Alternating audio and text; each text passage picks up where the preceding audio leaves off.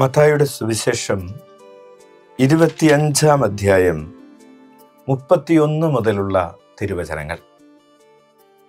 മനുഷ്യപുത്രൻ എല്ലാ ദൂതന്മാരോടും കൂടെ മഹത്വത്തിൽ എഴുന്നള്ളുമ്പോൾ അവൻ തൻ്റെ മഹിമയുടെ സിംഹാസനത്തിൽ ഉപവിഷ്ടനാകും.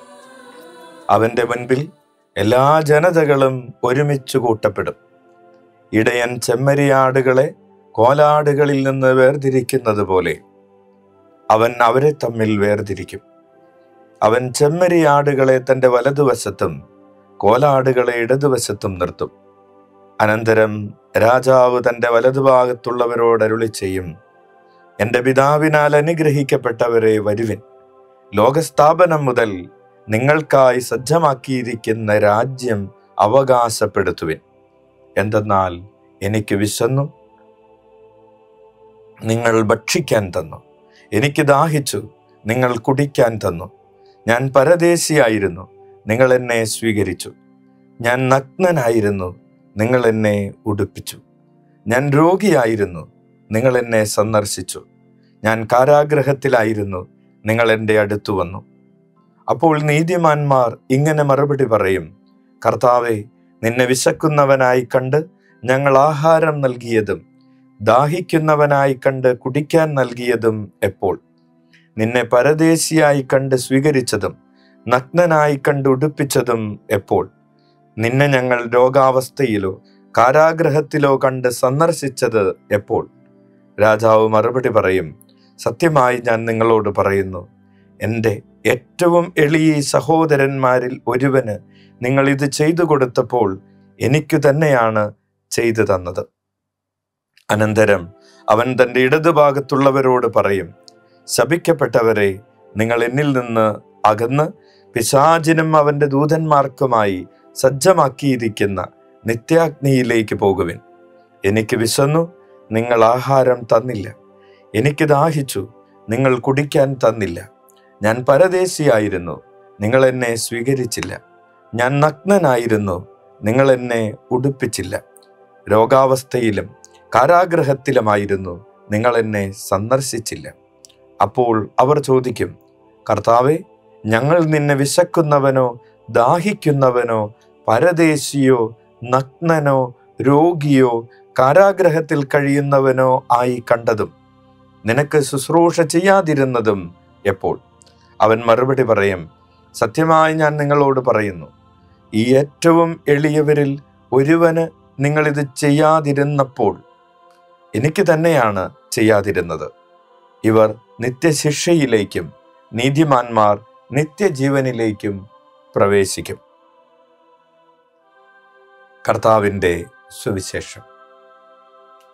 ഈശോ മിശിഹായിക്ക് സ്തുതിയായിരിക്കട്ടെ. പ്രിയപ്പെട്ടവരെ, ഇന്ന് മാർച്ച് മാസം 9-ാം തീയതി ഈ ഞായറാഴ്ച രാത്രിയിൽ ദിവ്യകാരുണ്യ ഈശോയുടെ മുൻപിൽ നമ്മൾ ഇരിക്കുമ്പോൾ ഈശോ നമ്മോട് എപ്രകാരമാണ് നിത്യജീവന്റെ സമൃദ്ധിയിലേക്ക് നമ്മൾ പ്രവേശിക്കുന്നത് എന്ന് പറഞ്ഞു തരികയാണ്. വിശക്കുന്നവന് ഭക്ഷണം കൊടുക്കുന്നവന്റെ പേര് എന്താണ്? ക്രിസ്തു എന്നാണ്. നഗ്നനെ ഉടുപ്പിക്കുന്നവന്റെ പേരെന്താണ്? ക്രിസ്തു എന്നാണ്. പരദേശിക്ക് പാർപ്പിടം നൽകുന്നവന്റെ പേരെന്താണ്? ക്രിസ്തു എന്നാണ്. രോഗിയെ സന്ദർശിക്കുന്നവന്റെ പേരെന്താണ്? ക്രിസ്തു എന്നാണ്. കാരാഗൃഹത്തിലുള്ളവനെ സന്ദർശിക്കുന്നവന്റെ പേരെന്താണ്? ക്രിസ്തു എന്നാണ്.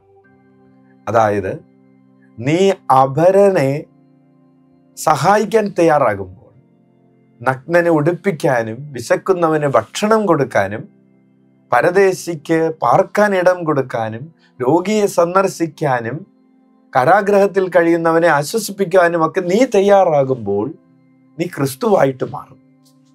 അങ്ങനെ ക്രിസ്തുവായി മാറിയ ഒരാൾക്കുള്ള ഇടമാണ് സ്വർഗമെന്ന് പറയുന്നത്, നിത്യത എന്ന് പറയുന്നത്. അപരനിൽ ക്രിസ്തുവിനെ കാണാൻ കഴിഞ്ഞു എന്നത് മാത്രമല്ല, നിനക്ക് ക്രിസ്തുവായി തീരാൻ കഴിഞ്ഞു എന്നതാണ് സ്വർഗത്തിലേക്ക് പ്രവേശിക്കാനുള്ള മാനദണ്ഡം. ഈശോ ആഗ്രഹിക്കുന്നത് തൻ്റെ ശിഷ്യൻ ഗുരുവിനെ പോലെ ആയിത്തീരണമെന്നാണ്.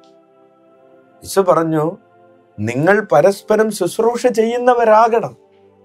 എന്നിട്ട് പറഞ്ഞു, ഞാൻ ശുശ്രൂഷിക്കാനും എൻ്റെ ജീവൻ അനേകർക്ക് മോചനദ്രവ്യമായി അർപ്പിക്കാനും വന്നിരിക്കുന്നത് പോലെ തന്നെ നിങ്ങളും നിങ്ങളുടെ ജീവൻ അനേകർക്ക് മോചനദ്രവ്യമായി നൽകണം. അങ്ങനെ നൽകുമ്പോഴാണ് നിങ്ങൾ എൻ്റെ ശിഷ്യരായിട്ട് തീരുന്നത്, നിങ്ങൾ എന്നെ പോലെ ആയിത്തീരുന്നത്. ഓരോ ക്രിസ്തു ശിഷ്യനെയും കുറിച്ചുള്ള അവിടുത്തെ സ്വപ്നം അവൻ എന്നെ പോലെ ആകണമെന്നതാണ്. ഒരു മനുഷ്യന് എത്തിച്ചേരാൻ കഴിയുന്ന ഏറ്റവും വലിയ പൂർണ്ണത എന്ന് പറയുന്നത് എന്താണ് പ്രിയപ്പെട്ടവരെ? ഒരു മനുഷ്യന് ലഭിക്കാവുന്ന ദ ബെസ്റ്റ് ക്വാളിഫിക്കേഷൻ എന്ന് പറയുന്നത് അയാൾ ക്രിസ്തുവിനെ പോലെ ആയിത്തീർന്നു എന്നതാണ്. ഒരാൾ യേശുവിനെ പോലെ ആയിത്തീർന്നിരിക്കുന്നു എന്ന് പറയുന്നതിനപ്പുറം വേറൊരു മാനദണ്ഡം, വേറൊരു ക്വാളിഫിക്കേഷൻ, വേറൊരു വർണ്ണന അധികമായി ഒരു മനുഷ്യനും ഈ ലോകത്തിൽ ലഭിക്കാനില്ല. നിന്നെക്കുറിച്ച് നീ ക്രിസ്തുവിനെ പോലെ സംസാരിക്കുന്നു, നീ ക്രിസ്തുവിനെ പോലെ ചിന്തിക്കുന്നു, നീ ക്രിസ്തുവിനെ പോലെ പ്രവർത്തിക്കുന്നു എന്ന് വേറൊരാൾക്ക് പറയാൻ കഴിഞ്ഞാൽ അതാണ് ഒരു മനുഷ്യന് കിട്ടാവുന്ന ഏറ്റവും വലിയ പ്രശംസ എന്ന് പറയുന്നത്. അതിലും വലിയൊരു പ്രശംസയില്ല. അപ്പോൾ ഇന്ന് നമ്മൾ ഈ വചനഭാഗം ഈ രാത്രിയിൽ ധ്യാനിക്കുമ്പോൾ നമുക്കുണ്ടാകേണ്ട ഒരു സ്വപ്നം ഏതാണ്? എനിക്ക് ക്രിസ്തുവിനെ പോലെ ആകണം.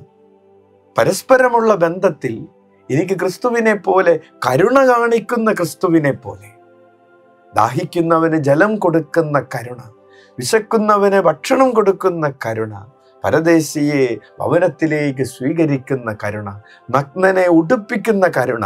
പ്രിയപ്പെട്ടവരെ, ഈ നഗ്നത എന്ന് പറയുന്നത് ശരീരത്തിൻ്റെ മാത്രം കാര്യമല്ല.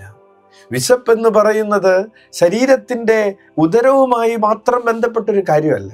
ദാഹമെന്ന് പറയുന്നത് അത് തൊണ്ടയുമായിട്ട് മാത്രം ബന്ധപ്പെട്ടൊരു കാര്യമല്ല. രോഗമെന്ന് പറയുന്നത് ശരീരത്തിൻ്റെ അവസ്ഥ മാത്രമല്ല. കാരാഗ്രഹം എന്ന് പറയുന്നത് ഈ ലോകത്തിലുള്ള ഒരു നിയമവ്യവസ്ഥയുടെ ഒരു ചട്ടക്കൂട്, അതിൻ്റെ ഒരു ജയിൽ മാത്രമല്ല. അതിന് ആത്മീയമായിട്ടുള്ള തലങ്ങളുണ്ട്, സാമൂഹികമായ തലങ്ങളുണ്ട്, മാനസികമായ തലങ്ങളുണ്ട്. ആത്മീയമായി വിശക്കുന്നവരുണ്ട്, ആത്മീയമായി ദാഹിക്കുന്നവരുണ്ട്, ആത്മീയമായി ഒരു പരദേശിയായിരിക്കുന്ന അവസ്ഥയിലായിരിക്കുന്നവരുണ്ട്. താമസിക്കാൻ ഇടമില്ല. നിന്റെ മതത്തിൻ്റെ വാതിലുകളെ നീ അവരിനു വേണ്ടി തുറക്കുമോ? നിന്റെ ഹൃദയത്തിൻ്റെ വാതിലുകളെ നീ അവരിനു വേണ്ടി തുറക്കുമോ? നിന്റെ സ്നേഹത്തിൻ്റെ അപ്പം നീ അവരിനുമായിട്ട് പങ്കിടുമോ? നിന്റെ സാന്നിധ്യത്തിൻ്റെ ആ അപ്പം നീ അവരിന് കൊടുക്കുമോ? ഇതൊക്കെ ചോദ്യങ്ങളാണ്. വിശാലമായിട്ടുള്ള വ്യാഖ്യാനങ്ങൾ ആവശ്യമായിട്ടുള്ള ഒരു വചനഭാഗമാണ്. നമുക്ക് ഈ തപസ് യാത്രയിൽ ഇത്രമാത്രം മനസ്സിൽ സൂക്ഷിക്കാം. എനിക്ക് ക്രിസ്തുവിനെ പോലെ ആകണം. ഈശോ കുരിശ് വഹിച്ചുകൊണ്ട് മുന്നോട്ട് പോയത് അപ്പമായി തീരാനാണ്. ഈശോ കുരിശ് വഹിച്ചത് എനിക്ക് വേണ്ടി ഒരു സ്വർഗത്തിൻ്റെ വാതിൽ തുറക്കാനാണ്. ഈശോ കുരിശിൽ മരിച്ചത് എൻ്റെ പാപമെന്ന രോഗത്തിൽ നിന്ന് എന്നെ സുഖപ്പെടുത്താനാണ്.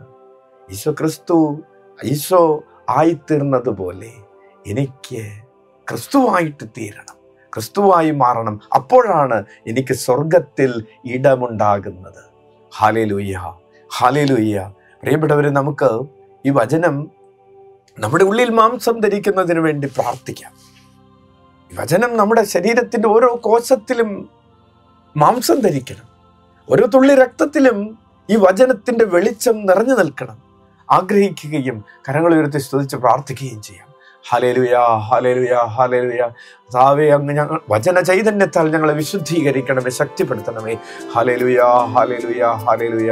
യേശുവേ സ്തോത്രം, യേശുവേ നന്ദി, യേശുവേ ആരാധന. Hallelujah, hallelujah, hallelujah. പ്രിയപ്പെട്ടവരെ, ഈ രാത്രിയിൽ ദിവ്യകാരുണ്യ ആശീർവാദത്തിന് വേണ്ടി നമുക്ക് മുട്ടുകുത്താം. നമുക്ക് വേണ്ടിയും ലോകം മുഴുവന് വേണ്ടിയും നമുക്ക് പ്രാർത്ഥിക്കാം. സന്താന സൗഭാഗ്യത്തിന് വേണ്ടി പ്രാർത്ഥിക്കുന്ന ദമ്പതികളെയും ഉദരത്തിലുള്ള കുഞ്ഞുങ്ങളെയും കൈക്കുഞ്ഞുങ്ങളെയും വിദ്യാർത്ഥികളെയും ഈ ദിവസങ്ങളിൽ പ്രത്യേകിച്ച് പരീക്ഷകൾ എഴുതുന്ന മക്കളെയും യുവതി യുവാക്കളെയും ഒക്കെ ഓർത്ത് നമുക്ക് പ്രാർത്ഥിക്കാം. നാളെ ഓപ്പറേഷന് വിധേയരാകുന്ന മക്കൾക്ക് വേണ്ടി പ്രാർത്ഥിക്കാം. തളർന്നു കിടക്കുന്നവർ ഓർക്കാം. ICUയിലും വെന്റിലേറ്ററിലും ഒക്കെ ആയിരിക്കുന്നവർ, ആശുപത്രികളിലും ഭവനങ്ങളിലും രോഗാവസ്ഥകളിൽ കഴിയുന്നവർ, ദുഃഖത്തിലും നിരാശയിലും ആയിരിക്കുന്ന മക്കൾ, ഏകാന്തതയിലായിരിക്കുന്നു, എല്ലാവരെയും സമർപ്പിച്ചുകൊണ്ട് കരങ്ങൾ ഉയർത്തി യേശുനാമം വിളിച്ച് ദിവ്യകാരുണ്യാശീർവാദം സ്വീകരിക്കാം. ഈശോയേ ഈശോയേ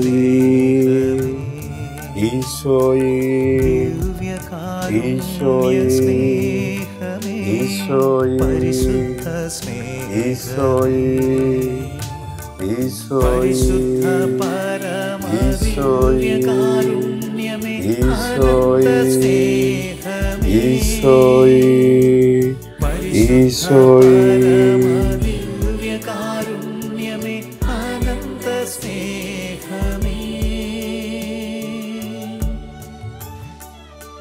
പരമപരിശുദ്ധ ദിവ്യകാരുണ്യത്തിന് നേരവും ആരാധനയും സ്തുതിയും പുകഴ്ചയുണ്ടായിരിക്കട്ടെ. പരമപരിശുദ്ധ ദിവ്യകാരുണ്യത്തിന് നേരവും ആരാധനയും സ്തുതിയും പുകഴ്ചയുണ്ടായിരിക്കട്ടെ. പരമപരിശുദ്ധ ദിവ്യകാരുണ്യത്തിന് നേരവും ആരാധനയും സ്തുതിയും പുകഴ്ചയും ഉണ്ടായിരിക്കട്ടെ. എല്ലാവർക്കും നല്ലൊരു രാത്രി, സുഖനിദ്രയുള്ള രാത്രി, സന്തോഷമുള്ള രാത്രി ആശംസിക്കുന്നു. നാളെ കൂടുതൽ ഉണർവോടുകൂടെ എഴുന്നേറ്റ് ദൈവരാജ്യത്തിന് വേണ്ടി ജീവിക്കാൻ, ക്രിസ്തുവിനെ പോലെ ജീവിക്കാൻ സാധിക്കട്ടെ. നാളെ ഈ സമയത്ത് വീണ്ടും ഈ വചന ശുശ്രൂഷയുമായി ഒരുമിച്ച് കൂടുന്നത് വരെ നമുക്ക് പരസ്പരം പ്രാർത്ഥനയിലായിരിക്കാം. ഈശോ മിശിഹായിക്ക് സ്തുതിയായിരിക്കട്ടെ.